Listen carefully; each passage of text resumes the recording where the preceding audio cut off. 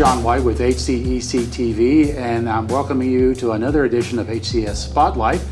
It's a segment that we go around to different students and faculty in the Hardin County school systems and highlight special things that they've accomplished.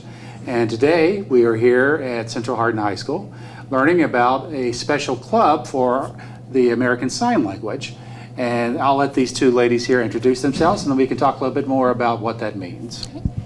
Hi, my name is Summer Atterbury, and I serve as the Kentucky School for the Deaf Outreach Consultant. I'm Emma Childress. I'm a senior here at Central Hardin, and I'm the one who started the Sign Language Club here. Okay. So Emma, we'll start with you first. So tell me a little bit about what motivated you to start this club. I've always been really interested in learning about sign language, and then as I got older I would try to learn it, but it was hard to stick with it when I was just learning it by myself.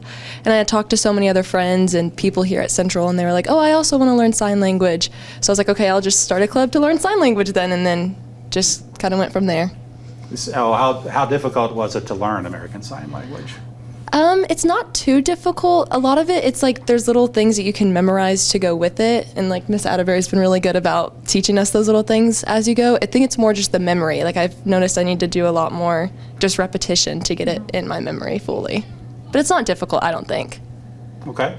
So if you wouldn't mind passing the microphone over. So tell us a little bit about, well, first tell us what your position is, what your overall position is, and then what your involvement is and how you go about teaching this class. Okay, so my role as an outreach consultant is to support school districts, particularly in the Green River Regional Educational Cooperative Region. Whew, that's a mouthful. Basically, we call it GREC. But so I'm connected to the School for the Deaf, and again, I'm supposed to support districts who have students who are deaf or hard of hearing.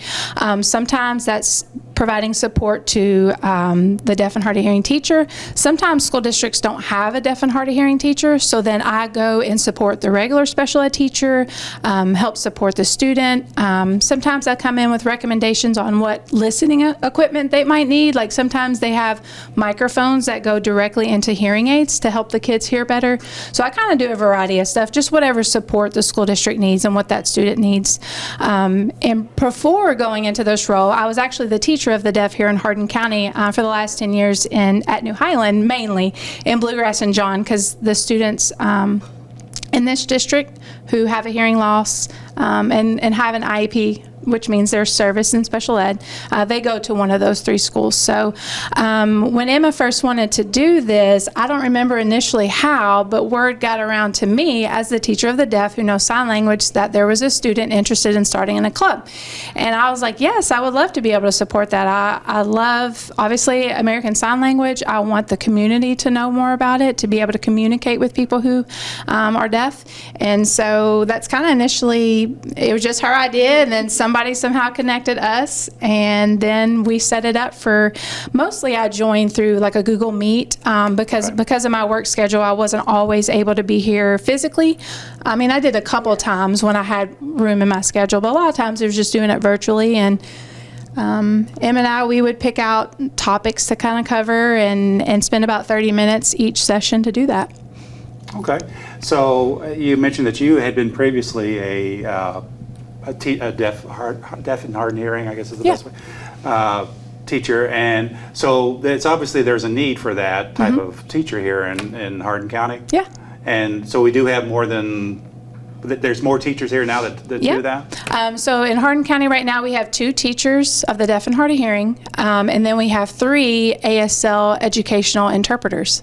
Okay, great. Yep, so we have a pretty large population here. And like I said, right now, we're fortunate that our district chooses to group them in one school. You know, they're not spread out at all the other schools. They all get sent to the same school. That way they all have the access to the teachers, the interpreters, their peers who are like them. So it's a great setup that we have here. Fantastic. All right. So Emma, I'll ask you a couple questions now. So tell me about, I think this has become a very popular club, right? I mean, like about how many students do you have attending the club now? I'd say consistently like around 10 to 15 at every club meeting, so.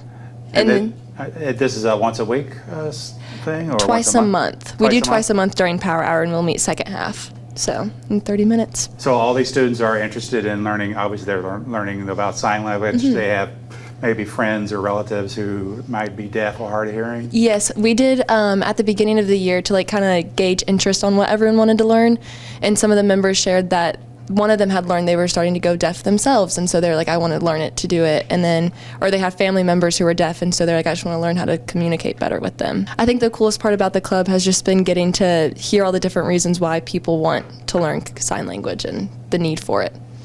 Fantastic.